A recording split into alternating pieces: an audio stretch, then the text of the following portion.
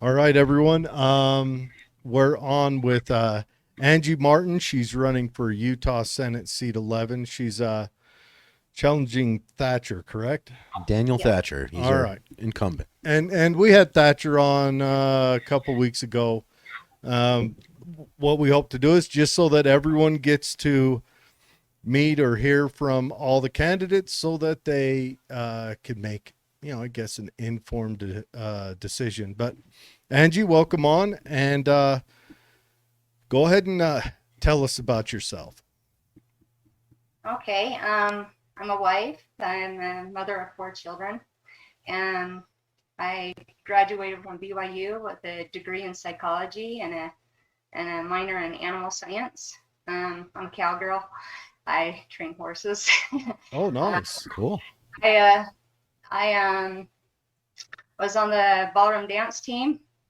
So go ahead and laugh. No, But okay, hold on. Now, the ballroom dance team, was this that's like at college you were on the ballroom yeah, dance team? college. All Yeah. right. So it's privatized. It wasn't some public school program, Well, right? Yes, private. Yeah, BYU is a private school. well, Yeah. tell us about it. What was it like?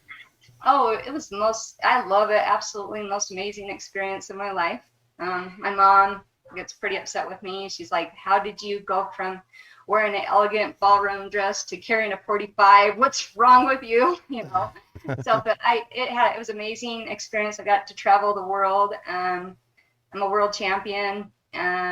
So I've taken that experience and now I teach kids. I'm actually did volunteer work for Utah Dance Artists for like 4 years, just and I never asked them to pay me. I just like helping kids out, and teaching them what to learn. So now I'm the director of the Utah Dance Artists. And then I also teach. I just brought some kids to nationals. My son's actually seventh in the world right now, and he's only 13. Really? In So this ballroom dancing, this is like the fancy dancing, like where you get swept off your feet and twirled around. yeah, in really tuxedos and Yeah, big yeah. gowns. Well, you're thinking the ballroom. Well, I where I excelled was in Latin. So Ooh, like Latin's the the more of the I don't want to well, more of the sexier costumes, more of Yeah. the oh good. So that's like the that doesn't do. dancing with the stars stuff, right? Yeah, that type of stuff. And then and that's Latin. Then you got standard. Standard ballroom is the ones with big gowns and stuff like that. So it was a time of my life. I mean, and the reason I wanted to help kids is because I'm sick of kids having to go on dates and they sit shoulder to shoulder and text each other while they're on the couch, or they don't know how to dance, or just they get into trouble. And so my idea was to start up this competition team, and I thought, well, I can put these kids, have them to learn a skill, have something to do with a date, have some adult supervision, bring them to the ballroom, and let them have a good time, and they love it. Hmm. And so I just am trying to find something that they can do besides, maybe making out or doing Getting drugs, herpes. getting herpes. So your So, kid's probably quite popular at all the proms and stuff then. at the, no, because well, I didn't get on the ballroom team. I didn't start even dancing ballroom until I was in college. Well, what So, about your son? You said he's like seventh in oh the. yeah, yeah, he's a cutie. All the girls want to dance with him. Oh, sure. He's good looking too, so that helps. But I mean, Well, he, Right. yeah. he's all the kids think all the girls want to dance with him because he's the best dancer, and so Oh, yeah. so he likes it. I mean, there's days that he doesn't want to go. He wants to go play football or baseball or whatever, but then he goes for the girls. So so that's why mostly I keep him in there. But he's pretty good. So That's a that's completely understandable that he wants to go do other stuff, but tell him to keep with it. This is something that'll pay yeah, off later on in life. yeah. I tell him, some of these guys. I mean, some of the people like here in Utah get $80 an hour, and then when you go out to back east and stuff, they're like $250 an hour. And then you go marry someone that's a dancer, and you're making $500 an hour. So he already got hired on, and he's only 13, and he's already he's already making $15 an hour. So, I mean, that's good for a 13-year-old, right? Oh, yeah. That's, yeah. Yeah. So, and then he helps assist teach classes. We had an adult ballroom class that we had a bunch of people come in, and they said, oh, they just loved him because he just really knows how to teach. Man, it's a skill that he can use anywhere. If you're a teacher, you know, it's something that you should have. And so I think that it helps him know about work and or work ethics and how to teach and talk to people and that sort of thing. So I'll bet that him teaching adult classes is a huge Networking opportunity. well, educational point for him. I'll bet it teaches him how to approach people, because high school kids are awkward and retarded, but you know, teaching adults, he'll learn how to approach people. He'll learn Communication skills. yeah, a lot of charm. Connect and stuff. project. Yeah, that's outstanding. Leadership abilities. Excellent. yeah. And you know, it's something I think that we've lost here in America. We need to get these kids. I mean, nowadays they don't want to work. They don't want to go mow lawns. They don't want to do anything for a living. You know, their parents pay for everything, and we've created a sad generation to say it. Yeah, So, yeah, I hear you there. So, tell us about yourself. Tell us about Okay. your life path and what brought you here to running for politics. okay, well, so then after that, you know, I get a degree in psychology, and also animal science, and so That's where the politics parts come in, right?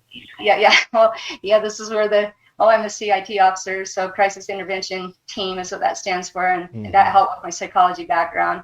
So as an officer, I was one that got called out a lot on some mental health cases. Okay, just to let everyone know, as an officer, you're retired law enforcement officer. Yeah, I did 20 years. I started out working in the jail, so I worked 4.5 years in the jail, and actually I got a Purple Heart while I was in the jail. I almost lost my life trying to save another officer. And so at that point I realized that that's when I was just a rookie coming out, and you know, and that I always treated the inmates with respect and dignity, you know. And when I actually took down an inmate that cold clocked an officer, and he was bleeding through his face and everything, he could have became a hostage. And so I ran over and just shoved the guy down, put his foot in a 4 and locked him down, took him down to the holding cells, and then went and grabbed the officer and put him, you know, got him to medical. And I didn't realize that I had some internal bleeding going on. So I went inside the housing unit, and I started to feel myself like I'm going to pass out. And it was the inmates that saved my life. They actually picked up the radio and called for my assistance. And so I got an award for that, you know, a team citation as well as the Purple Heart, saying that this is how you treat people. You treat them with dignity despite what they've done, you know, because you don't know until they go through the justice systems. You know, you can't just assume they're guilty because they're in jail. And either way, you treat people with respect. And so I think that because I did that saved my life. And so then, and while I was in the jail, I became an instructor. So it seems like every field I go into, I become an instructor. So I was there for 4.5 years. And then after that, I transferred over to the courts, and I was in the courts for 4.5 years. And I taught about courtroom demeanor and the Constitution. I taught veteran officers there, and that's when I was one of the first female officers to be tased. So that's a story I could tell you about, but anyways, and then it's pretty funny, but and so then after that I transferred over to the road, and I did 10 years on the road. I started out as a rookie in Riverton, and then I moved over to, well, that's another story, but I was kind of forced out because of somebody I arrested in politics. And so anyways, I was pushed over to Kearns Magnet area, and you know, I got like sheriff office award, team citations award, all sorts of awards when I was there. And then I decided to do a really crazy thing and try out for SWAT, and I actually passed SWAT tryouts, and I'm telling you, that was the most hardest thing in the world. I mean, I had to hold my gun up in the air and water and tread it for 4 hours and try to stop my teammates from drowning next to me. I mean, and then I was gassed, and yeah, there was a lot I had to do, but it just, it was a proud moment for me, because I realized, whatever you put your mind to, if you're tenacious and you're determined, you can do whatever you want. And that came right down to even the obstacle course, where the first time I had to pick up a 350-pound dummy, and I only weighed like 115.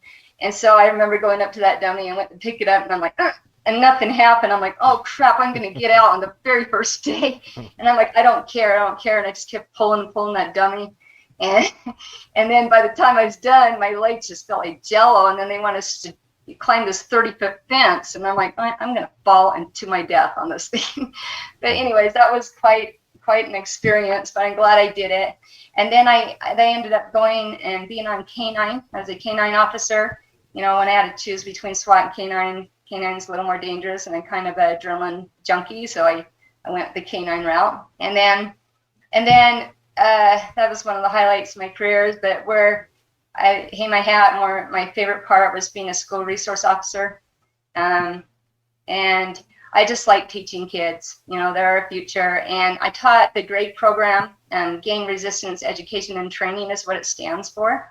And so it's not just about gangs, it's about drugs and how refusal skills, and having parents, the center of your resource if needed, and if you need help. And so from there, then I retired, and I don't know if you want me to kind of go into like kind of starting with where I kind of got into this fight about 2.5 years ago, or do you want me to keep going? Tell us the story. Is it what's drawing you into politics?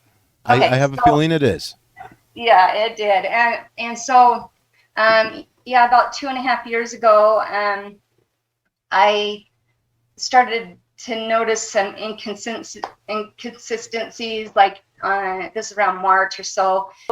So from there forward, then the George Floyd thing happened. And, I was like, at first I was so embarrassed, because this is my career, and I couldn't believe that the officers did that. And so I went to go, out of the goodness of my heart, I went to contribute. And in doing so, when I went in to contribute, it brought me to a page called Act Blue. And I'm like, what's Act Blue? And that's where all the money that Black Lives Matter doesn't spend on mansions goes. Right. That it's the Democrat Party fundraising machine. Yeah, and see, I didn't know that. And so I, in law enforcement, I was always taught to follow the money, question everything, don't trust anyone, and do your own research.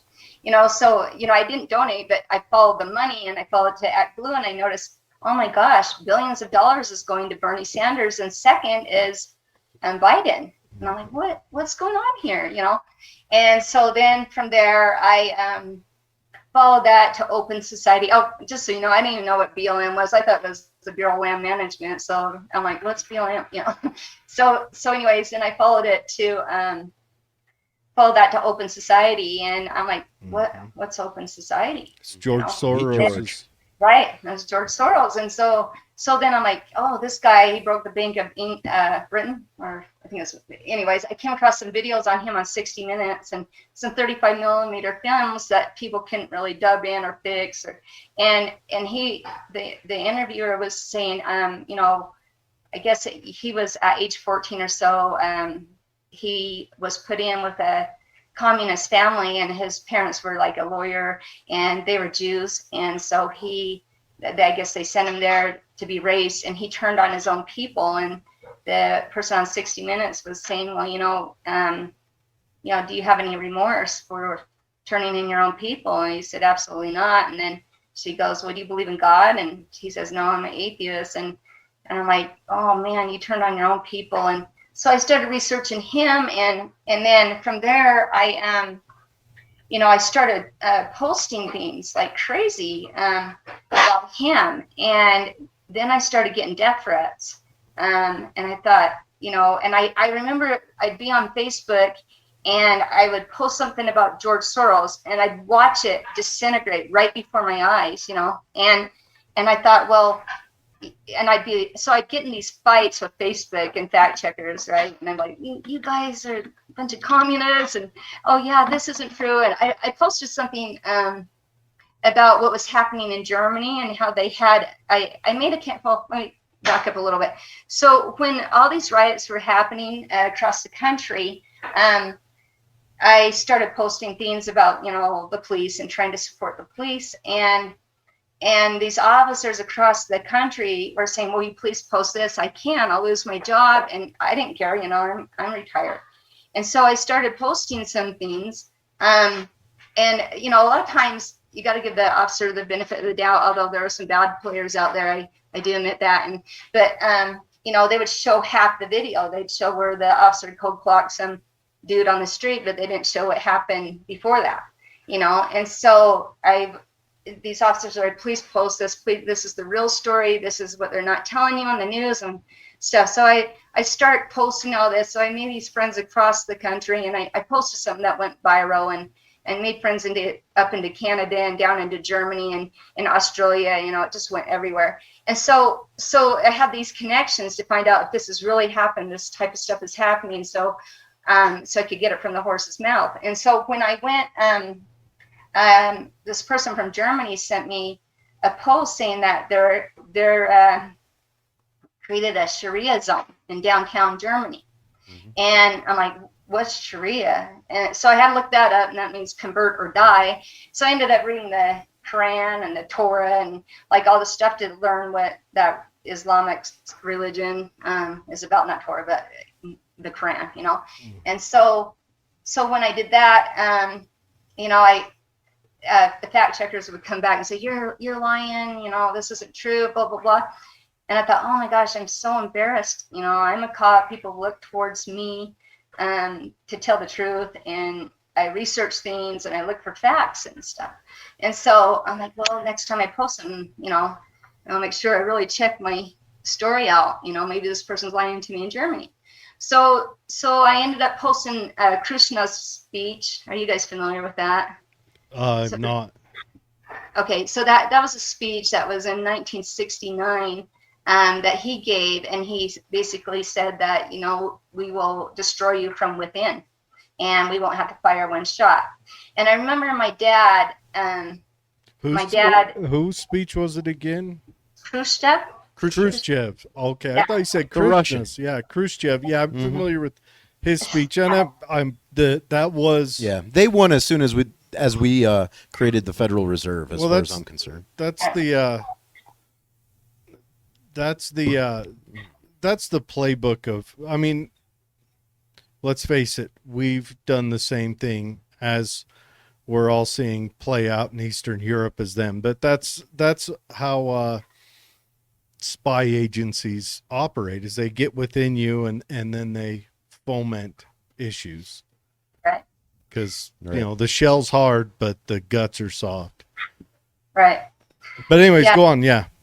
Okay, well, so I went about that and posted that, and then they said that was a lie, and I'm like, oh no, that's not true. I wasn't alive during 1969, but my that's when that speech was given. But my dad made me listen to it because he was very into politics and he's in the military and stuff like that, and he wanted me to be aware this is what's going to happen in our future. So I'm like, I know these fact checkers are lying. Who are these fact checkers, right?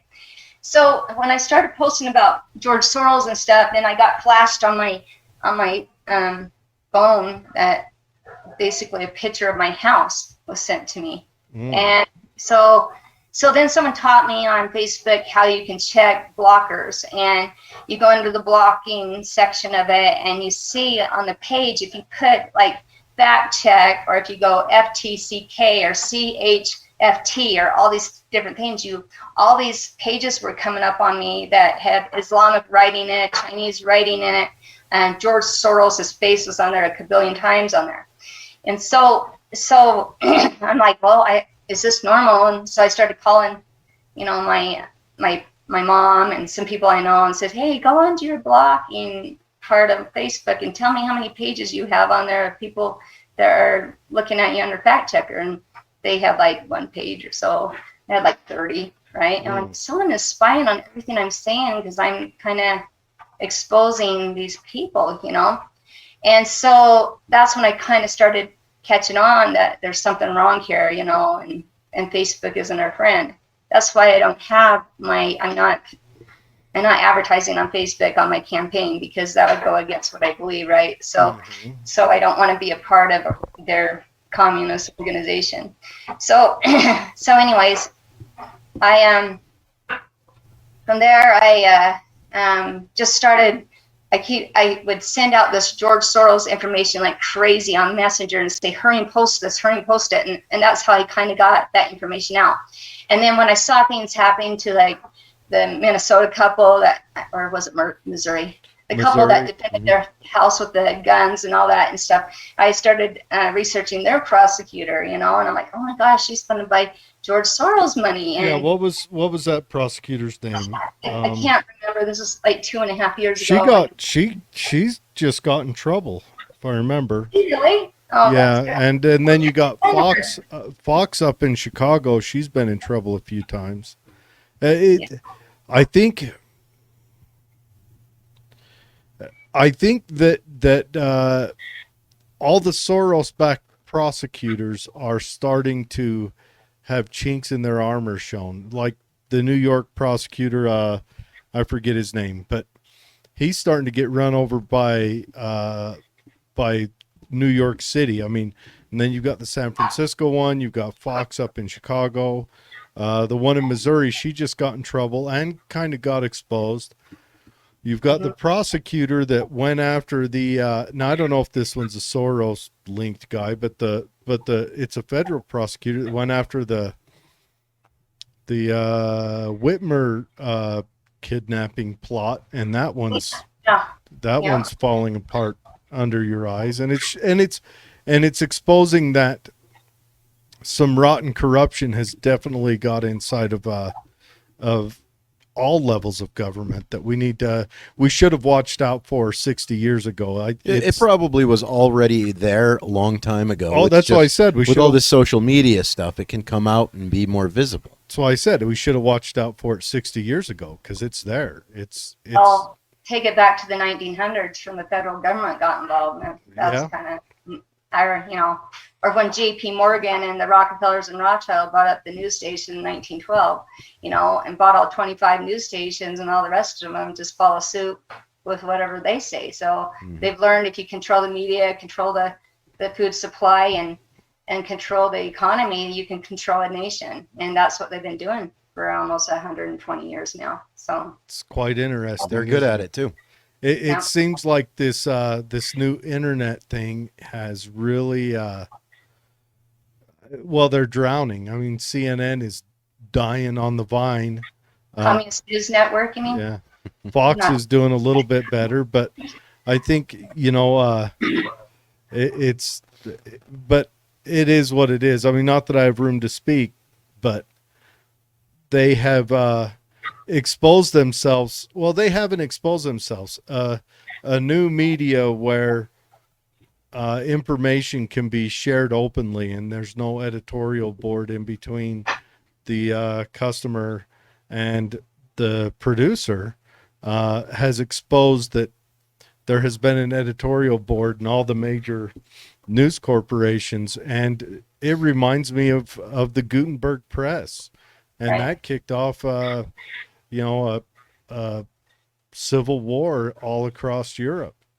Yeah. And especially in Germany, where, you know, Gutenberg started, and Martin Luther pinned his dictates to the door and all that stuff. But anyways, so bankers are more, if you really learn your history, these bankers are involved for causing these wars. Oh, they've always, yeah, they've been involved, and they don't care what side they fund as long as they get the money. And so money is war, and war is money. Yeah. Always funded them both. But anyways, so let's so you're running to become a member of the Utah State Senate, and it sounds like part of your motivation was kind of the censorship you received on Facebook, and what other tech platforms did you use prior to that? Oh, well, I didn't use anything else. I just, physically walked the streets. But Okay. yeah, I was just, and it wasn't my censorship that got me. That was the start of it, but it was exposing. So the censorship drew you into studying. Yeah, the corruption, and like I even I looked into Keith Ellison. He's a Minnesota Mhm. congressman, and Yep. he's the one that he's a jihadist attorney, and he spoke at the car conference. So, I just started sending all this information up to the Trump. I was trying to send it anywhere. I sent it to the Trump administration. I was sending it to, Mike Lee. I was just trying to get that information out, and I couldn't. I just kept getting shut down and deplatformed, and and so. Well, don't feel bad. I used to call the FBI hotline all the time, and I'm like, there's this guy named Obama. He's our president, right? And he's a communist. I'm telling you straight up, he's a communist. You got to check him out. Did they ever listen to me? No. No, well, interesting you say that, because I did undercover for FBI in 2010, and so when these threats were coming towards my life, I called them up, and they're like, "Well, this is a terrorist organization." I'm like, "No, they're doing it to cops across the nation." I mean, my friend a couple blocks down got a note on her door saying, "Kill this cop and her family," And then I had another guy that retired 4 years ago, and he had a pig with a gun to its head in his mailbox, and then I realized the FBI isn't our friend, and I hate to say that. I mean, they're not all bad, but I'm just saying that I'm finding there's a lot of corruption I would say that there are some agents that are honest actors, but I would say, on the whole, the agencies, all of them, are not our friend. They view us as their subjects, their Yep. means to power, and that's all the agencies, and they've proven that. And anyone who's paid attention can see that they've been that for a very long time. We're just starting to recognize it. Yep. They Yep, have got us. They have got us involved for their enrichment for a very long time. Wasn't it Bush Senior that started that up, or that was Bush started the FBI? Or No. The FBI was started Been around by for a while. Hoover. It was started by Hoover in the 40s. Using manila envelopes. And He'd keep files on congressmen, and he'd put any information he could on those congressmen, and eventually he had his own Dewey Decimal System for this process, and initially it born was the FBI. It's an unconstitutional organization that was,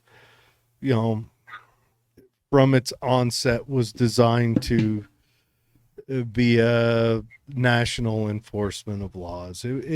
But the issue is that the government is not your friend. The government doesn't care about the well-being of where it's tax cattle. That's not true. Like, if you're a farmer, you care that your cow doesn't bang his head up against the wall and cause injuries to his body. But it's not like you're going to go out there and say you love your cow. No, they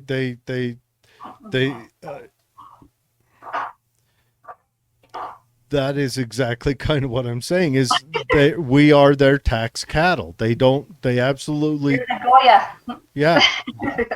We're their, you'll understand that more, but they think we're they view us as subjects. But anyway, so let's get onto the political side. So you want to get into the House District 11. What do you want? What changes do you want to make in there? What do you want to shake up? What do you want to happen? Okay, and I'm probably gonna lose a lot of people in this, but that's fine. I don't care, because I'm here to spread information. If I have to use this platform to do it, I'll do it, because oh well. Anyways, so I can tell you, I think we need to educate our police officers. I don't think that they understand, like, when things were going on where they were, where governors and mayors were telling them to enforce unconstitutional mandates. I don't think they understood that, the governor and the mayor is not your boss. And so a lot of people don't understand the power of the sheriff. And the sheriff has the most power in the land. And he can arrest governors and mayors that are pushing unconstitutional mandates, right? Or unconstitutional laws. So like, I believe like the sheriff out in Tooele, he didn't make you guys lock down or wear a mask or all this other stuff, right? And I think the one at Eagle Mountain didn't either. Okay. And so once people start to understand, once these sheriffs understand their power, then they can tell, like, say the federal government comes into the town, like the sheriff out there in Arizona, and he can say, no, we don't recognize you as the authority. Get out of here, else the next time you bring someone here, I'm going to kick you out, So I remember, like, when the officer down in the Salt Lake County building, they were having a meeting, and they were talking about how the meeting was they were against masks. And here's this cop standing here with these masks, handing them out to the public. And I was so ticked off. I ran down there and said, let me ask you something. Where did you learn the academy when you were Cat 1 or Cat 2 certified that this is your job, that you're supposed to hand out masks? Where does that say that in the Constitution? And so anyways, from personal experience, this is where I started going against, this is where I'm going to get killed and murdered on here. But anyways, I'm against chief of police. And let me tell you why, is because back when I was a police officer and I was working in Riverton, I ended up arresting the city manager. Okay. And he Can we ask what you arrested him for? I arrested him for voyeurism. I'm not going to tell the name, but I mean, he was peeping on a little girl, right? Oh, no. So he was peeping, Tomming on a little girl, the city manager was? Like a random... Did you catch him doing that, or was it hearsay? Oh gosh, I don't know how much I can say. We don't need to go into it. Oh, don't bust his name out. Let us just ask. I mean, if he did it, he did it. Hold on. Let us just ask. We don't need her to get a LIBOR because of our show. Let us just ask. One, was it someone he knew, or was it just a random situation? Random, yeah. So he was lurking the neighborhoods as a peeping Tom, like a teenage boy with a trench coat. Well, a business, yeah. But anyway. Oh, a business. Okay, but yeah. Okay. Anyways, all right. But anyways, I had his prints, and so you caught him through prints? Yeah, I'm skilled in interview and interrogation, so you kind of have to play their friend, and then you get their answer. But anyway, so I had a lot of pressure from some people, political people, wanting me to drop the charges. And I was like, no. When I applied for this job, I applied for it because they want officers that have integrity, and I'm not going to violate that integrity, and I'm not going to drop the charges. And so they pretty much booted me out the Goose Magnet because of that. And so this is why I have an issue with chief of police, because they are hired by the mayor. Okay. Mm-hmm. So if the mayor hires his good old boy over here, right, and good old boy doesn't do what the mayor wants, then you're out of here. I've seen this happen. Okay. Whereas if you have an elected official like a sheriff, we boot him out at the end of his term, right? And as police officers, or depending on what is in the charter, you can remove him, no votes of confidence or votes of no confidence or things like that, depending on the charter and the state constitution and stuff. But yeah, I agree. But I also think that our police departments have long ago left what their mandate was, and that's the issue. I mean, and you've got to. They gave an oath to uphold the Constitution, and there's supposed to be a liaison between the people and the government. And so I know the police were put in a position that these governors and mayors were telling them that they had to enforce these mandates, but and I feel sorry for them because they had to choose between their job and their means of livelihood. to support their family, but they also gave an oath to the Constitution, and that should be, foremost, number one. If we give up that, we give up everything. Well, I mean, can we at least first recognize that oaths to Constitution, starting at the very top, are meaningless words spoken into a microphone most of the time? Well, look at what happened in the Supreme Court. They gave the land back to the people, the federal government. That was upheld in the Supreme Court like 2 times. And what do? They keep taking our resources and taking our land, and so it just feels like it's just blah, blah, blah. No one supports the Constitution. Everyone wants to slaughter it. And, they've got to hold something in collateral for all the loans they're taking. Right. Yeah. And if people need to understand, a lot of most of our energy is out of those lands for the education department too, and they control those lands. And that's my other platform. I got to hang my hat on. Okay, so back to the chief of police. We need to go back to having an elected sheriff, that knows his role and knows what he can do. But the other thing I want to hang my hat on is the education department. And I went about to many board members, like explaining about CRT, and I gave them the brain pop thing that tells kids to hate America and hate cops. Even has on there a picture of George Floyd and some cop kneeling on his neck. I'm like, oh, that's great. Let's tell our kids not to trust the cop. That's wonderful. A bunch of things that it tells kids they're racist from the day they're born. And I don't think kids need to hear that stuff. And then there's another thing that's coming out, second step, and this basically puts the teachers. They have actually a diagram, and it shows like the center person you should go to as a resource is the teacher, and then second on that diagram would be your friends, and third would be your family, right? And I'm like, no. And then it always portrays the men in a bad light, like, oh, dad was watching an inappropriate show. How do you feel about it? Like, dad's always the bad guy. And so I see where this is coming from, because they're trying to take men out of the family and destroy the nuclear family, And so I would go and talk to these schools and say, this is wrong. They're talking about kids dating at age 11. I don't want my 11-year-old dating, and they're sexualizing kids. And I can tell you this firsthand. This happened to my daughter. They had a book that was referred to her. And on the first page, it talks about these kids having sex at age 16. And then the next page, it talks about this boy beating up this girl and rendering this girl unconscious, and how he got away with it. And the school didn't do anything. And it even calls her a slanted-eyed chink on this book. And I'm like, are you kidding me? So I go marching in the school, and I'm like, and I took pictures of it, and I say, we need to ban this book. This is ridiculous. We're sexualizing our kids. We're teaching them how to be a bully, and we're teaching them to be prejudiced. I can't believe this was referred to my daughter. It was only in 9th grade, and so I tried. I talked on the school boards, and I said, and they're like, well, we took out this part of that curriculum. We took out this part. And I'm like, well, where's it coming from?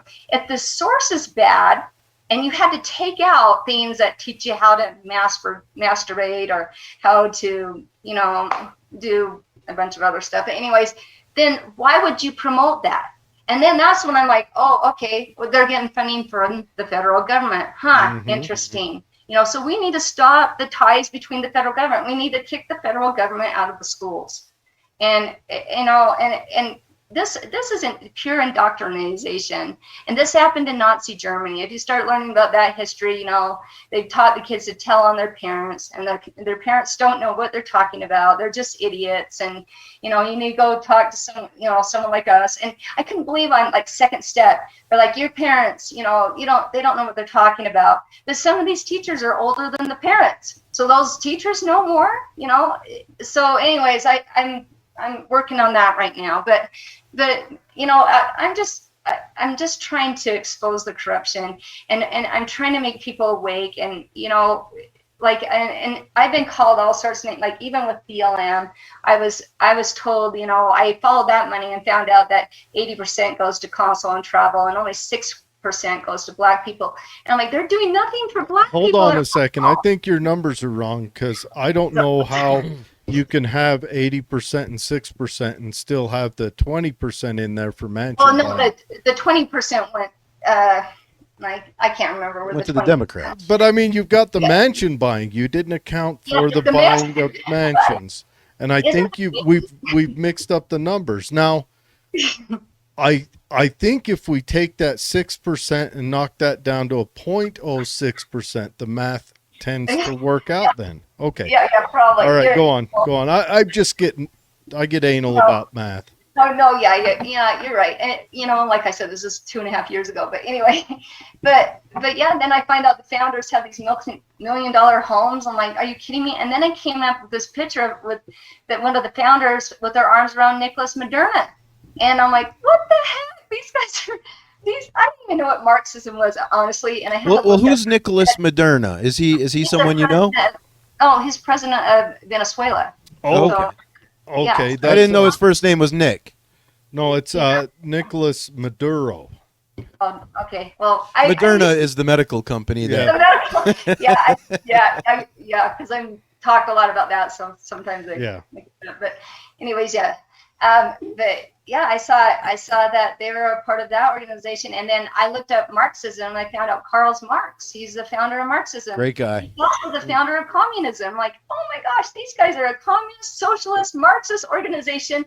I'm not going to fund these guys. And I started telling everyone that. And of course, now I'm prejudiced. I hate black people, and even though I come from a multiracial family, and so I'm like, oh, this is wonderful. So, but yeah, I just am trying to wake up people, and I thought, well, why not have a better platform? I mean, I'm not getting any more on social media. I'm always jailed all the time. I started up my own channel called Stand Up Against Tyranny, and I'm not being deplatformed from there, but I even on my Google account, like I'll send stuff out and it will come back. My friends will send it to me back and saying that this person's is trying to hack into your system. Like they're already censoring me on Google. Like half the time I can't even put the stuff on Google and send it through email. So that's coming. So be prepared for that. But so and then on top of that, I also spoke, and I would drive clear up to Park City. I live in Harriman, and I go clear up Park City and do the summit organization. They were the ones that helped with the HB60, and brought 1,000 people there. And I spoke at the Senate. I spoke on ABC News for Utah. I've been on. One thing I can say, what I can say, if you're investigating a candidate. I didn't know I was running until March 4th. And when I found out what happened, I don't know if you're familiar with what happened to Mike Brown when he was arrested by. Oh, we had him on the show. Yeah, we had him on the show. We have since found out later that there is some more to the story than what was presented, but it is to me, what it shows me is that the halls of power see us as their subjects, and they will only humor us with their attention when they feel like it. And if they don't feel like it, they will not even humor us with their attention. I think that's the hardest part for humanity right now. Everyone who's coming out of the closet realizing how limited our freedoms are. It's hard for people to realize that you are just a resource. And if you make too much noise, they'll bop you down, find a way to bop you down, and pay your taxes. Other than that, I mean, like I've always thought the Constitution as just some sort of a gimmick anyway. I really don't see how that really applies to me with our current system. And it's hard for people to wrap their mind around that fact that we are a resource. Yeah. And when that hits, it really brings out an emotional state in people, and you become a little angry, and eventually you come to a stage where you realize, oh, there's nothing I can do about it, and if I try to struggle any harder, they just squeeze me that much more. Yeah. And then we've got to get past I mean, right now we've got a new media out, which is why I believe we're seeing this, what appears to be an onset of a civil war. Right? I don't think it'll be a civil war fought the same way other wars are fought. They'll I be think fought girls and ones. I do. I think we're in the midst of it. We're seeing people getting. You hear deplatforming, but what I want to say is they've got people who built their life on and built their career and everything around an internet model and the Patreon thing. We'll use that as a state point of fact. And it's not that their customer base went away. It's that the middleman said, their bank said, you're out. And overnight, everything just disappeared out from under them. So I think that's what we're looking at now is going to be the majority of the warfare. We have seen some open warfare committed on both sides. I mean, let's be honest, mostly the left with the riots and looting and shooting people for their political ideals in Oregon. But I think we're in the midst of it, and I wonder what the answer to that is. And I don't think. Not only do I don't think it would be able, but I don't think I would want the government to spearhead the cure for that, because the government screws up everything it touches. Right. And I would rather we have to be subversive in how we talk to get past the censors and treat it like we're, writing crypt notes to each other in science class, rather than have the government get in and just ruin it. Because thank God the government's not in charge of cell phones, because I can't imagine how crappy they'd be if the that's government. what you think. Talk to NSA about that. Well, yeah, but they're not in charge of making them. If the government was in charge of designing cell phones, the cell phone would still have a cable and a purse. It'd be. This. What happens when digital driver's license come out? What are you handing over? That's where they want to go. Right? There goes your privacy. They'll have a whole, people don't get it. They think, oh, it's so convenient. I have everything on here. Like a girl I talked to last week. Oh yeah, I lost my ticket for the plane, but guess what? They got it off my digital driver's license. Oh, that's wonderful. Now they got your vaccine information, who you looked up on Google, let's go pull something over. Oh, here's my phone, officer. Go ahead and look through all those pictures while you're at it. I mean, this is not good. Soon they'll know who you voted for. What's that? Soon they'll know who you voted for. Well, right now, if you're deceased, they know who you voted for. Well, yeah. Anyways, they get votes, so it's better to be dead, because apparently. Well, if you're dead, I mean, the Democrats love their dead voters. Anyways, so what do you, if you win the seat, what are you going to seek to accomplish? Well, I want to, first of all, we need to have school choice, and I kind of want to see that capitalism take over that way, so that these parents that are homeschooling their kids, they get that money.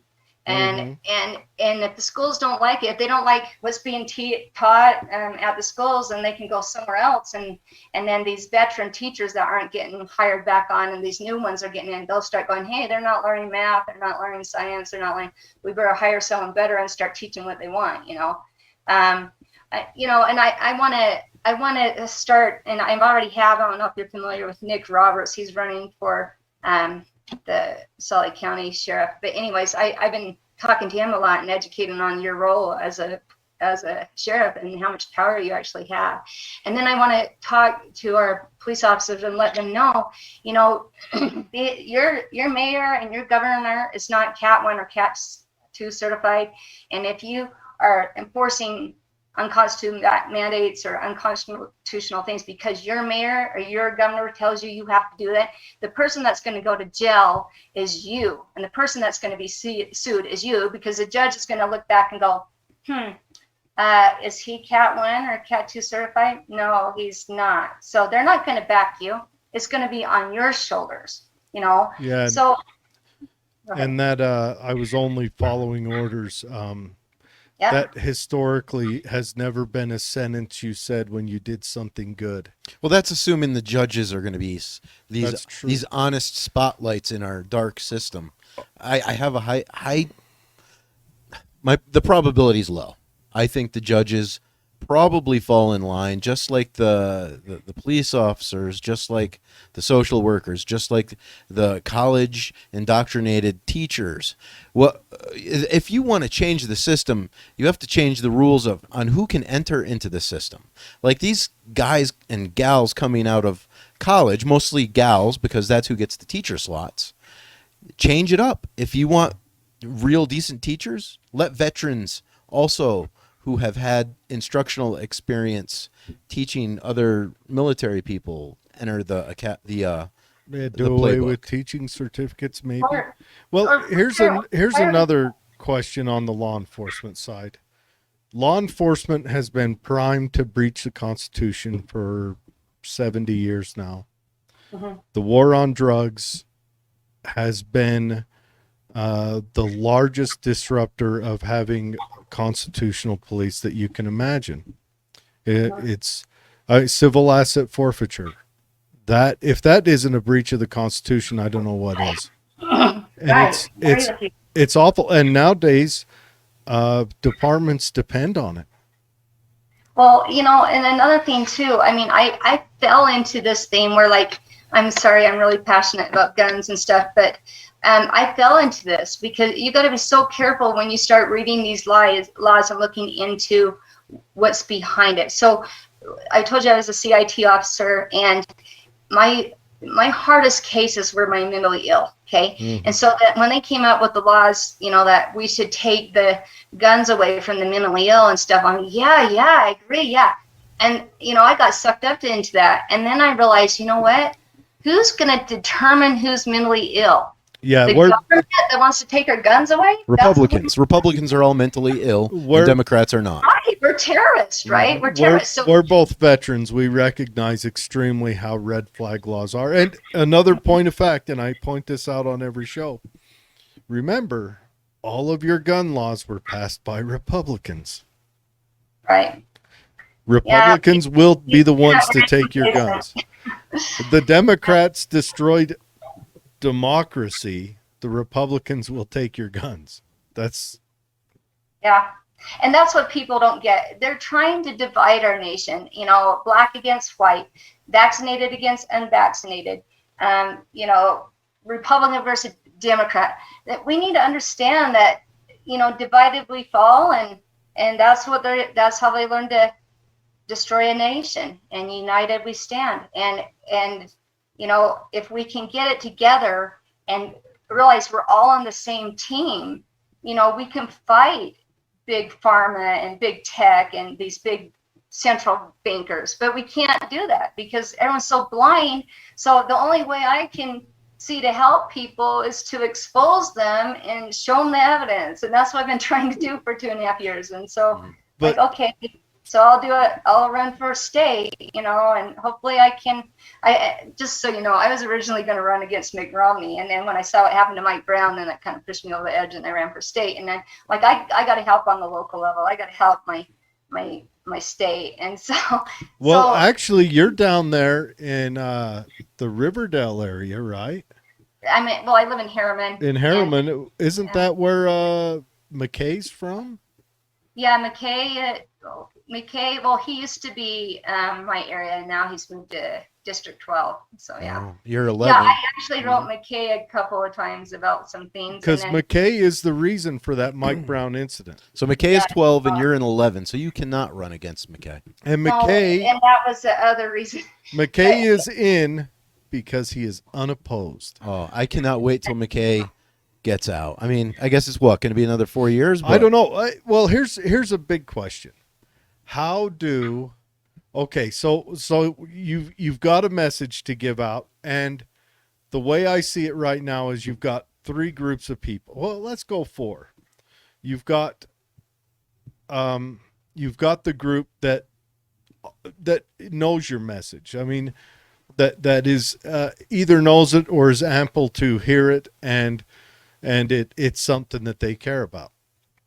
Mhm. And then you've got the group that hears it and agrees with the opposite side. Let's say 80% of your college graduates, damn near everyone that lives in a city with a population of over, I don't know, 65, 70,000 people. Your average Democrat voter, they hear this message, they hear, oh, this stuff is happening and I like that.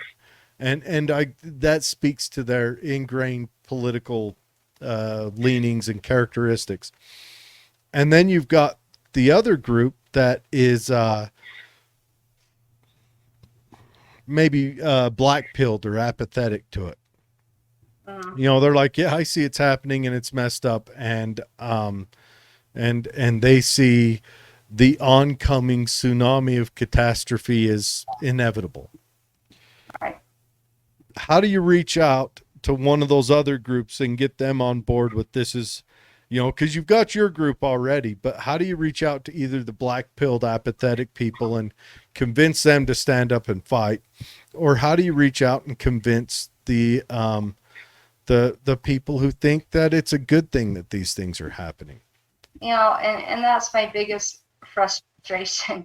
Even, I think we got to educate. We got to show them the evidence, but even when I show people the evidence, they still don't believe you, but I mean, I'm hoping through education, I'm hoping through the school system. I mean, right now we're teaching kids about the Constitution in 7th grade instead of in 12th grade, right before they leave and have to vote, I mean, I think that should be taught every year. I agree with you. My and, honest opinion, at least kick it off.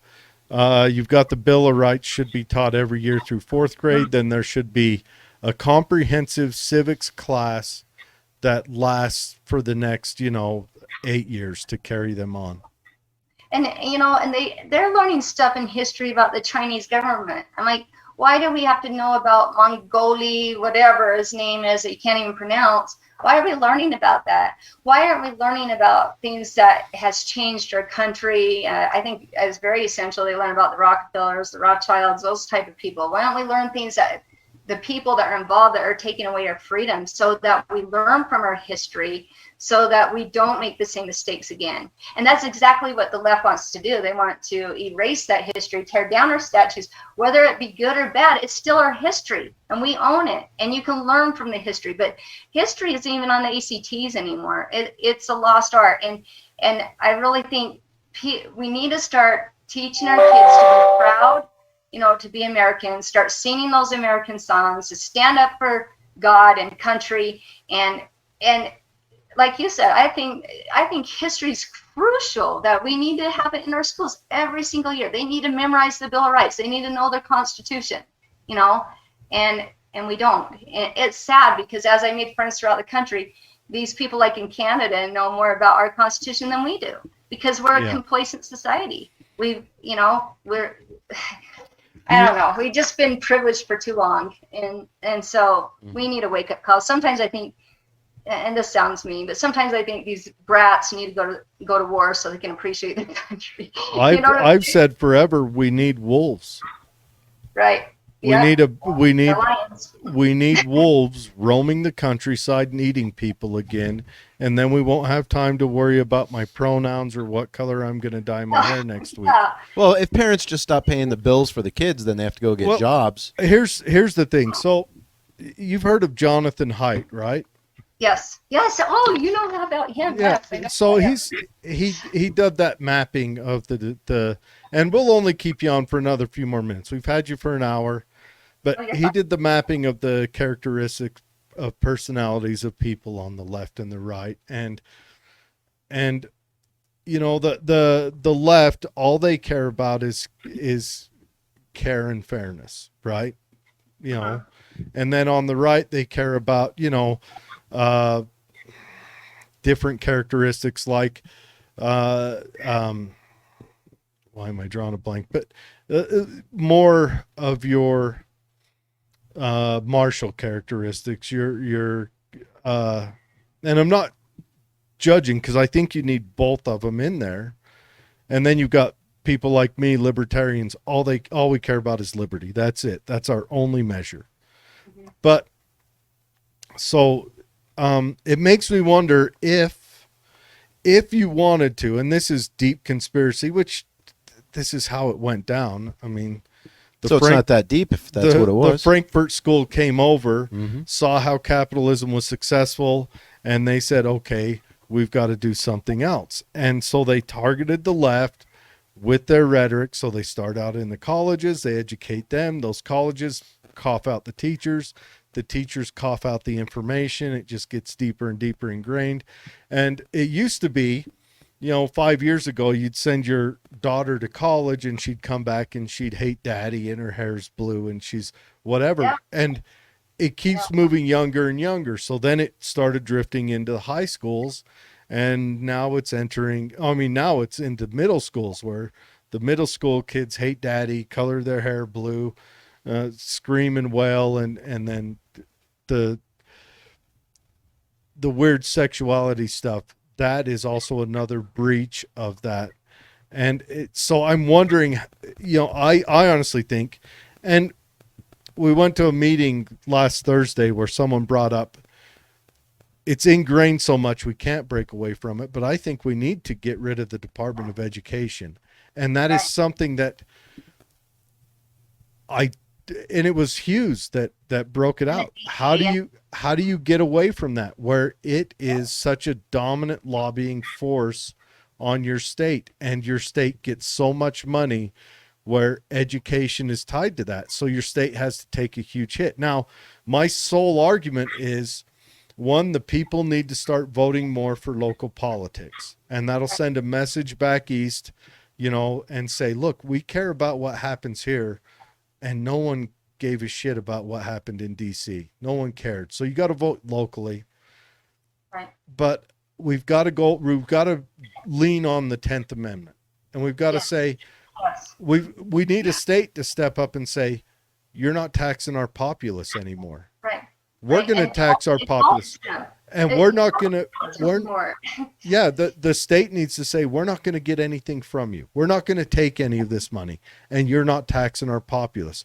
We will tax our populace. And if we feel that you need some money pushed up to you from the state, that's what it'll do. And that's how this nation ran for 150 years. It wasn't until like 1916 that the first federal tax came down, and it was 2% on the richest 1%. That was their motto.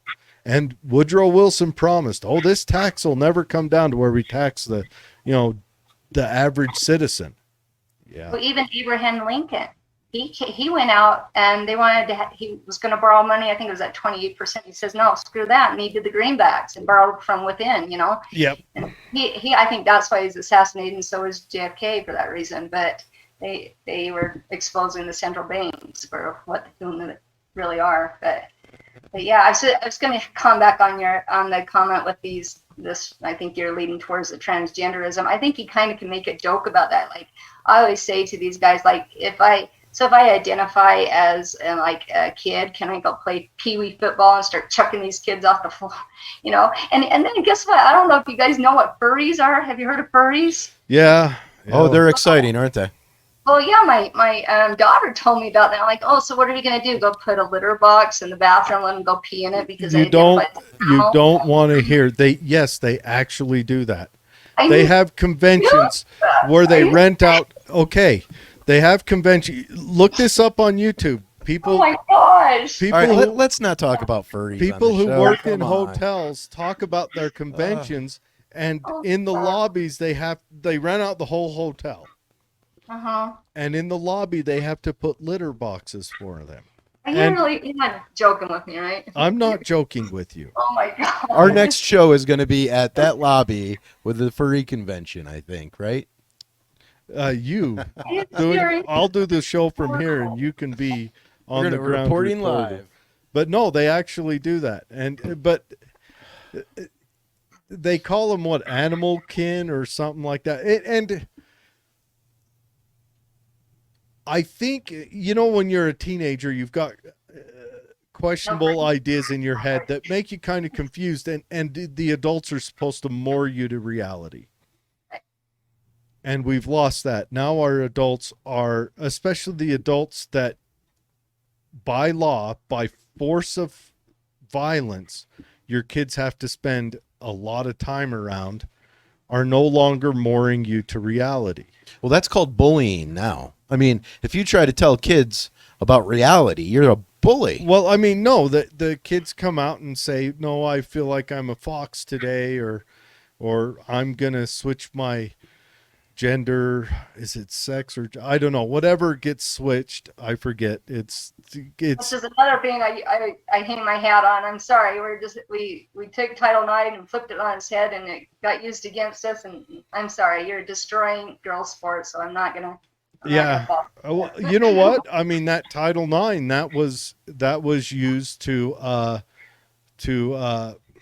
don't know if it was used by the colleges or if it was designed to be used that way, but the way it was written by the Obama administration opened the door to a whole bunch of crap. The Title IX was what sex means. They changed the identity. Well, they don't.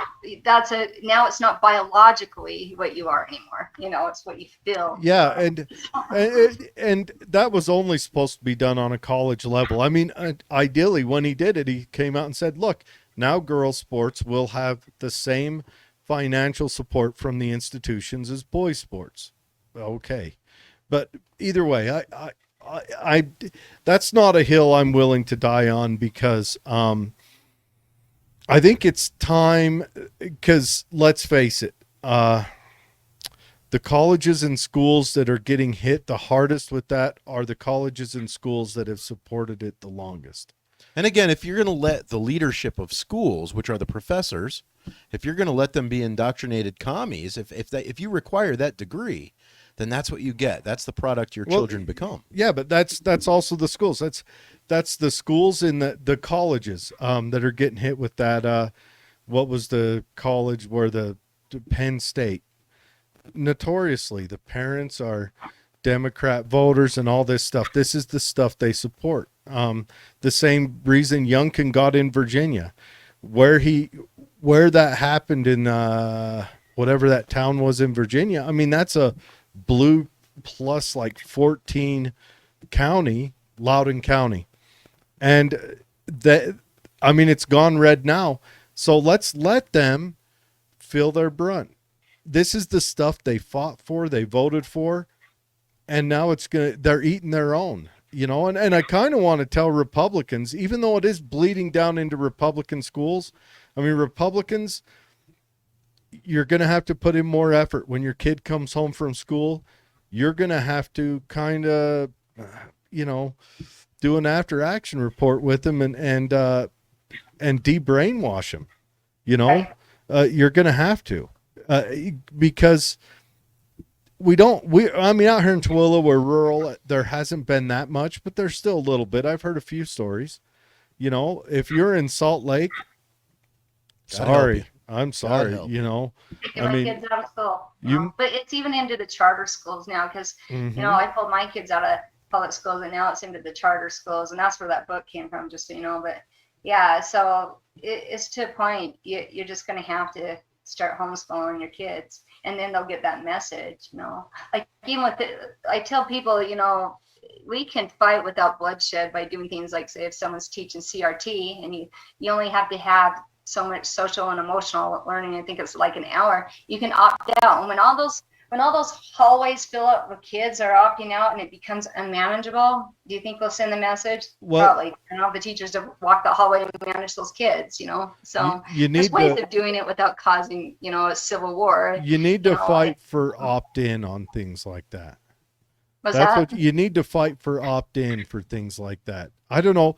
I would say at the beginning of the school year, you walk into the principal's office and you say, okay, if there is any class that is an opt-out class, I opt out now, and then my kid can come and tell me about that class, and I may come reverse that opt-out. Because otherwise, right now, you've got to opt out. That means the parent has to pay enough attention to know this class is coming up in a month to opt out then. I would just go in and say, opt out of all that now. If there's any class, I'm going to go buy my kid a stack of coloring books and they can sit in the hallway and color. You know, that's for the high schoolers.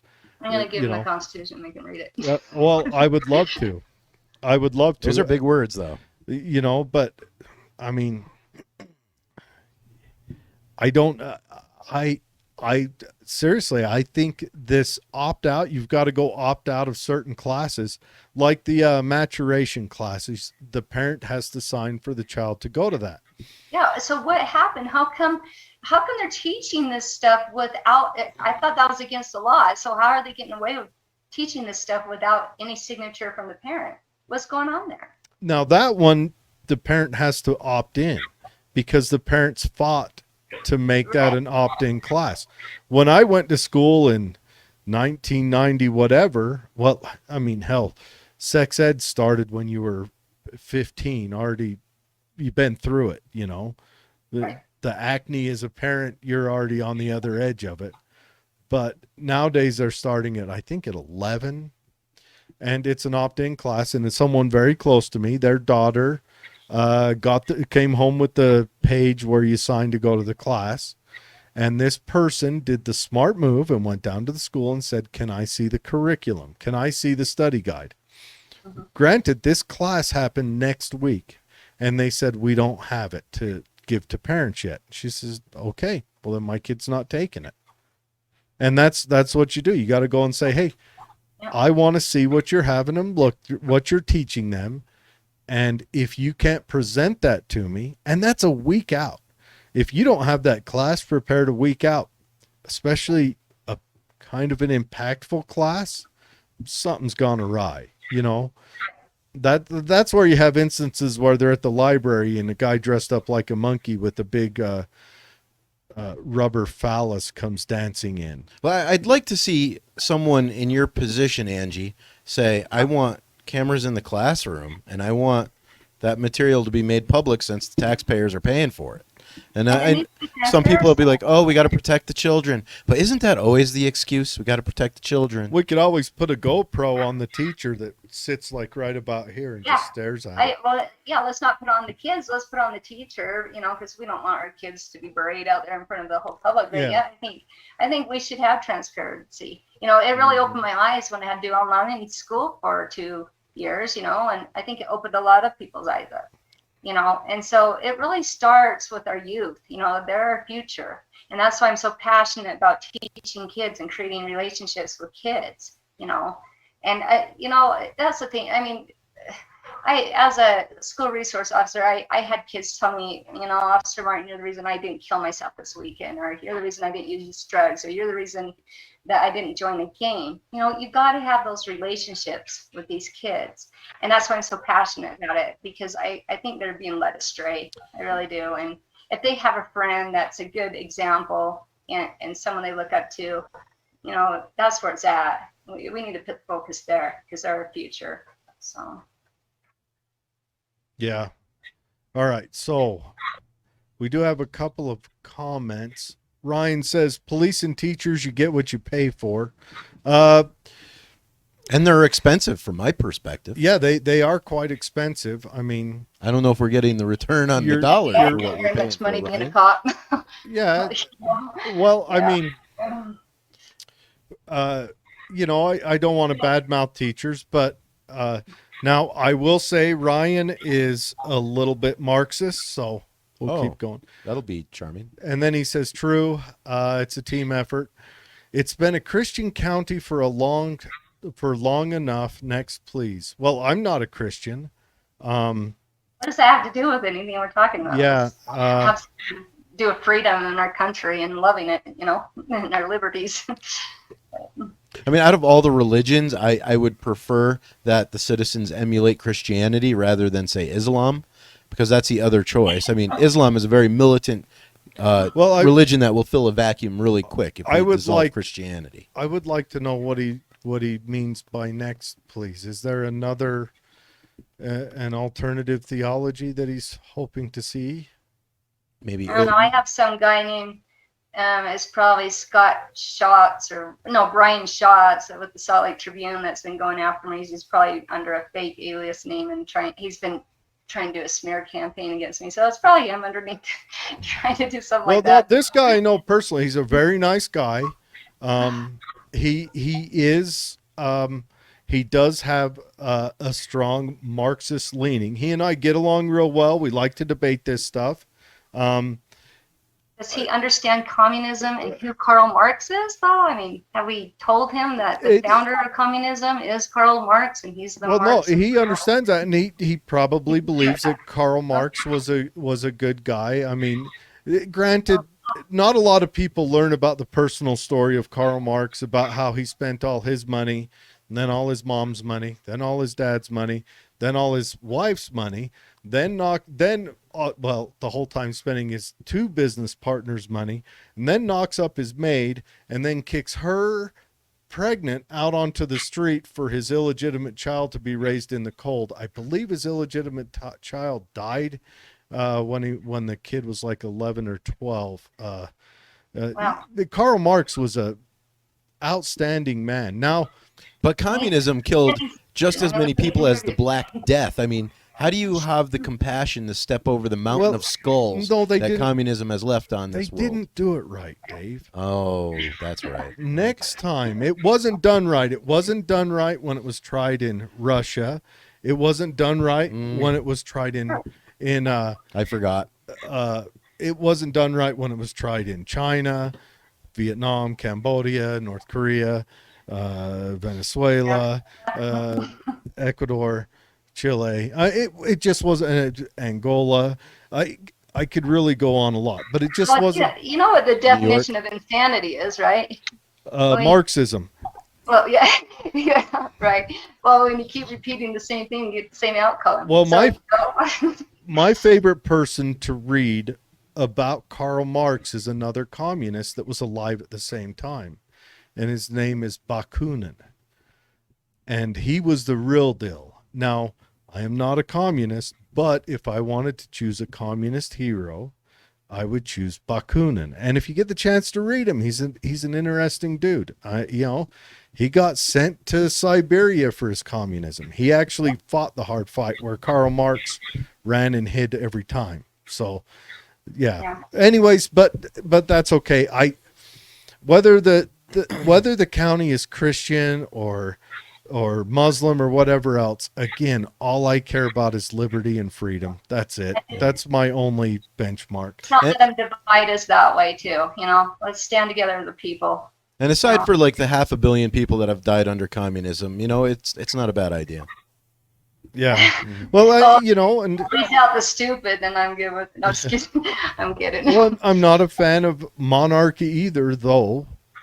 If I had to choose if you're going to tie politics and the economy together, I believe it's better tied together when a monarch has his head on a chopping block if the economy fails, than if it's a person that can go and fleece us for 4 to 6 years, and then the economy fails around them and they still make out like bandits because they decide where the government's which side of the scale the government is gonna leverage towards, which is the system we have right now. So I don't know.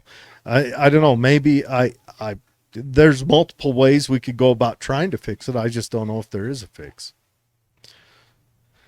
But anyways, so part of education is educating people so they understand their history and what. I think that's where it lies. I think it's a good start. I think fixing our education is, well, ideally, I mean, Utah's still doing pretty good. I mean, Oregon, where they've done away with grading tests for equality, so the kid who is already on a bad economic footing is going to go to school to hopefully learn a better economic footing, and you're no longer going to incentivize teaching that student any arithmetic and any of that other stuff.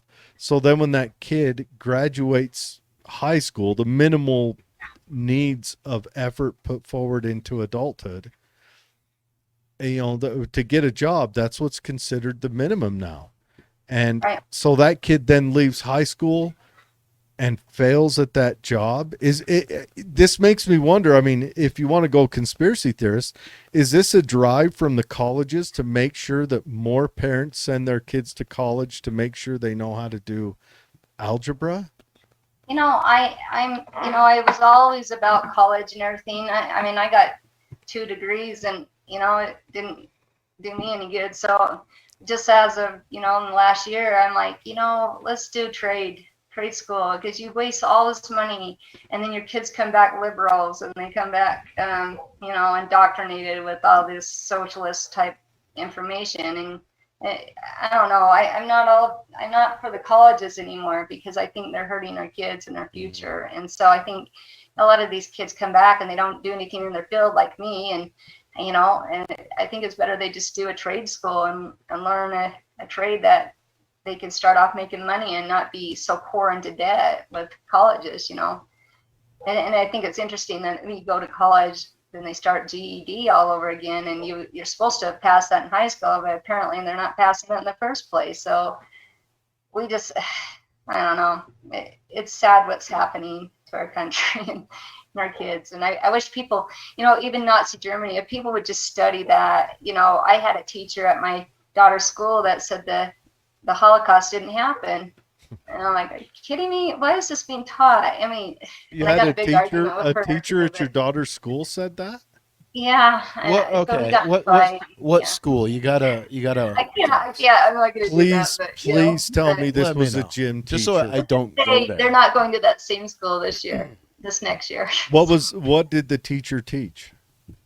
History. Oh, But the Wow. Holocaust didn't happen, guys. This is already here in Utah. You think it's, you said, well, it's not I'd so like much in to- Utah. Yeah, it is. well, I don't know. If I ever got into the position of power, I'd start by firing all the blue-haired trannies that identify as water coolers to fulfill those gentrification niches that they have for their employment acts. I mean, it'd be a good start. And then, like I said, open the doors to real people who want to be teachers, not people who have been indoctrinated. And if you can even accomplish anything to that degree, I think you'd be successful. I don't know. I'm kind of on the black pilled side. I don't know what the way out is. Right now, And how do you kick out the federal government? They're so huge. But I tell people it starts with one person. It starts with informing others. Yeah. I think we need. You can't do anything about it. Yes, I can. I passed SWAT. I can do it. We need I'm a going to strong- stand on that platform. I'm going to fight for it. We So, need a strong state who's willing to stand up and say, "Look, we're not seceding, but this is, a strong state to lay out and say, hey, look, 10th Amendment, 10th we're Amendment. taking this over, and then we need a strong county to stand up to that state and say 9th Amendment, Right. and we need that done. But like they'll do it on certain things. California did it on immigration, and Colorado did it on marijuana. But we need states to stand up wholly and say, look, there is no Department of Education in the United States anymore. Right. We're going to have a Utah Department of Education. And that's how it was originally done, just so you know. Well, I know it was in Back our, in the Pilgrim time, it was not just the Pilgrim time, in my lifetime. That's how it was done. Okay, yeah. But, I was alive when the they're not supposed to be in our schools. Get them out. Yeah, I was alive when the Department of Education was set up. And every year since it was set up, our education got more expensive and the value it gave back got less. Our test scores went down every year. And you know what? I see the other side stand up for what they believe in, and they're willing to use violence to get it.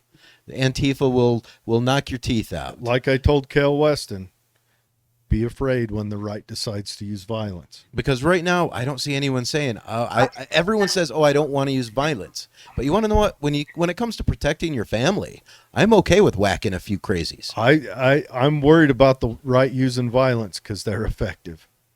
I don't know how much more time you have, but let me just read this to you so people understand, because they're going to go after our guns. And let me tell you the world history of I guns. lost all my guns. I took them to the fishing hole a couple weeks ago, and Jumped in the lake. wouldn't you know? Yeah. But I come out with extra fishing poles, so we're good. That's crazy. It's crazy how that happens. But okay, I'll just read this to you. In 1929, the Soviet Union established gun control. From 1929 to 1953, approximately 20 million descendants unable to defend themselves were rounded up and exterminated. In 1935, China establishes gun control. From 1948 to 1952, 20 million political descendants unable to defend themselves were rounded up and exterminated. In 1938, Germany established gun control. From 1939 to 1945, 13 million Jews, gypsies, and arbitrary categories of people unable to defend themselves were rounded up and exterminated. 1964, Guatemala established gun control. From 1964 to 1981, 100,000 Indians unable to defend themselves were rounded up and exterminated. In 1966, Cambodia established gun control. From 1975 to 1977, 1 million educated people unable to defend themselves were rounded up and exterminated. In 1970, Uganda established gun control. From 1971 to 1979, 300,000 Christians unable to defend themselves were rounded up and exterminated. In 1999, Australia established gun control. Law-abiding citizens were forced to surrender 640,381 personal firearms of destruction, a program costing the government more than $500 million. The result, Australian-wide homicides are up to 3.2%, assaults are 8%, armed robberies are 44%. In the state of Victoria, homicides with firearms are up to 300%. Over the previous 25 years, figures show a steady decrease in armed robberies. Decrease in armed robberies, and Australian politicians are in the spot and at loss to explain how to improve in safety has been observed after such a monumental effort was expended in ridding society of guns. So people need to understand that once we give that up, we're going to lose. You forgot one. You forgot a good one. In Chicago. 1980, Ukraine gave up its nuclear weapons in exchange for security. Look at them now. Yeah, well, the government can always make up an emergency to take away your rights. Well, you've got to, and if you doing that, they're going to keep coming up with emergencies. So. Well, they also on that Australia. That's an older list you read, and I've read that before. Australia, look at what happened there the last 2 years. Look at them. Yeah, look at France, Italy, Spain. Look at China. They're jumping out of the buildings right now, committing suicide. China. Oh, yeah, that's a wild one. No, did you guys see the drones? The videos of the drones? Oh yeah, that are shooting people, or no, they're not shooting people. So they've got flying drones that wander around that have a big speaker on them that say, hi, whatever, you're locked up, and then it says you need to resist your heart's desire to live free or something. I was like, what? That's what it's telling the populace. And then they've got those drone dogs walking around with the speaker like duct taped to its back. I was like, this is the Terminator. The Terminator got it wrong. It didn't happen in the United States with that Skynet. It happens in China with, Jinping net or whatever. But no, also added to that list, we need to add Chicago. We need to add Washington, D.C., Baltimore, Maryland. Yeah. We need to add all these cities and states that have... They're notoriously the states that have enabled the largest self-defense policies are the deadliest states to live in. Yeah, isn't it interesting how the left says, or on the news, if it's someone like on their side, then it was the gun that did it. But if it's on the cop side, that person killed it, because guns pick themselves up, grow hands and feet, and shoot people. And they're so stupid, because honestly, if they just think about it, the people that are going to obey the law are the gun owners that obey the laws and wouldn't commit crimes in the first place. All you're doing is creating a black market, so these other guys, the criminals, can go get it and kill us all, or the government. One of those two. That's my argument on the war on drugs. The war on drugs is awful, and it is the largest disruption our nation, I should say the world has seen, because it has corrupted the world. The war on drugs, the war on bodily autonomy has Right. made it so that black markets open up, and it is, I mean, Mexico's a failed state that's ran by cartels, just because the war on drugs. You can't have an organization that's, well, as I say this, I'm thinking about Google and Twitter and all them other people, but you can't have an organization that is 10 times wealthier than your government. Well, I don't know, Jared. I mean, if you And expect- privatize the war on drugs and let civilians You, organize and militias get together and take out the bounties on these guys and get the rewards instead of There is a militia at the border. I know them personally. I know some of the border. well, no, there's but do they get the rewards if they take out the cartel members? Like, do they get the financing that they discover in the dark closets? Do they get the cartel suitcases what do you full mean of money? take out the cartel members? Well, they got to be somewhere, and they hide their money someplace. Yeah, they just hire mules. China. They get drive the up. fentanyl from China. That's where they're getting it, and they're bringing it across the state with human trafficking. And They they just- have rapeseed trees out there. This is happening at our border. People think you're being discriminatory because you're not letting these poor illegals. Well, no, they can come here legally, but when they come across and they're bringing fentanyl that's killing our people and child trafficking and human trafficking and it's the China's given that to bring across for us. I mean, that's what's happening here. I mean, they've done this in other countries. It's a color revolution, and it sounds good when they use that word, but it's not what you think it is. That's how they trick you, No. And Our CIA is notoriously good at starting color revolutions, like Syria, Ukraine in 2014, Libya in when was that, 2012. 2020.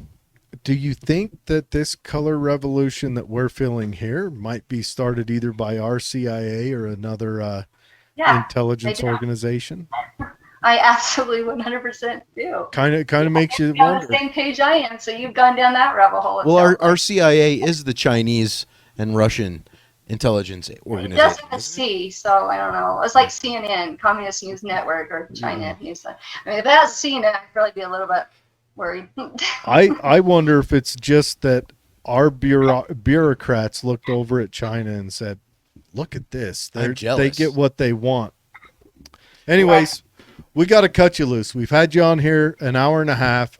Thanks for coming on, I can everyone. talk to you guys for hours. I mean, you Yeah. guys are easy. Well, we'll be at the convention on Saturday. Well, it'd be fun to have. It'd be fun to have more of these conversations. It'd be fun to have conversations with people with all these theories when it's not a political time, and you're not running. When we can just sit down and talk about these exciting subjects. But Yeah, we got to have conversations. People need to stop being so shielded. Let's open up. Let's talk this through. I mean, I don't know why you want to be so closed-minded. I'm always open-minded. I'm always like, if you have an idea or something, because I thought, like with the red flag blogs, I changed my mind. But you can learn something from everybody, whether it be left or right or whatever. Open your mind up. Listen to Exactly. people. well, I've been, I was a major gun supporter till they all drowned. Now I'm a fishing rod supporter. I want to shield for Stolen or KSL or something. I don't know. I want to shield for Big Ugly Stick now. Anyways, Angie Martin, she's running for Utah Senate District 11. She's got an email if you want to reach out and contact her. It's Angie Martin, the number 4 Senate at gmail.com. Thanks for coming on, Angie. I hope we talk again soon. We will All right. see you. I don't know if you're going to be at the shindig this Saturday. Oh, she'll be there. She's I'll be getting there. Okay. voted on. So, Oh, okay, yeah. So we'll see you there. We'll be able to meet in person and chat. and we will be at the state convention this year. It's going to be in Sandy. We'll set up a booth. We'll have official press credentials. Imagine that. Jared. Wow, I'm getting you a guys are fedora upset. and one of them little a piece of paper that says press on it and stick in it. Come by, say hi, get a sticker or something. I'm sure we'll have some cool Yeah. booth gifts or something. Yeah, we'll see you there.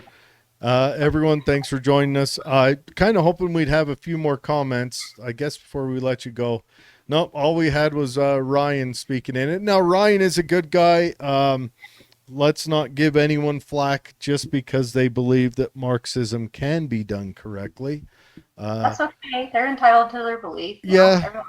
So Yeah, just don't force your belief on me. And that is Well, that that's is how a fact. communism works. That is a fact. dictate to me what's going to happen, and we're good. Yeah, the beauty about our nation is that people can go and start a communist commune right now. You can Right. go buy land, start a co-op, and do it right now. Whereas in a communist nation, I can't go live free. I can't buy land and start a capitalist commune. Yeah. I'd love to talk to this guy. This just blows my mind. Someone's okay with this. I know. I know. There's plenty of them out there, Angie. Call me. I'd Trust me. love to have a conversation with him. So Yeah, it would be an interesting chat. But everyone, I hope everyone has a good couple of days. We've got Camille Knudsen on Friday at 6 p.m. She is running for our state rep out here in Tooele County. So where's she? Tooele County or is it Grantsville? I don't know. I don't know how the district. We'll figure it out when we get But she's there. a local running. She's from like the Stansbury Park area. But anyways, we'll have her on. I've had a few questions fired out for her already. It seems like the ladies in Stansbury Park are fired up to know what is going on. So join us for that conversation. Tonight we were drinking Moose Drool. It's a brown ale. It's a little sweet, but you get Yeah, used to it, I guess, after it's you down a couple. It's kind of a thick brown ale. It's pretty good. And don't forget to go to our other stations besides Facebook. We've got YouTube, Rumble, BitChute. We even have a page on Gab.com. If you're not familiar with Gab.com, you will not get deplatformed on Gab.com. If you want to support a platform, Not yet.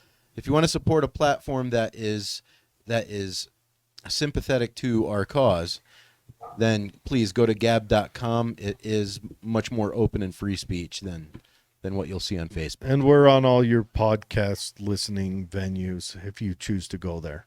Anyways, Angie, thanks again and have a wonderful night. you too. Thank you. Thanks for inviting me. Mm-hmm.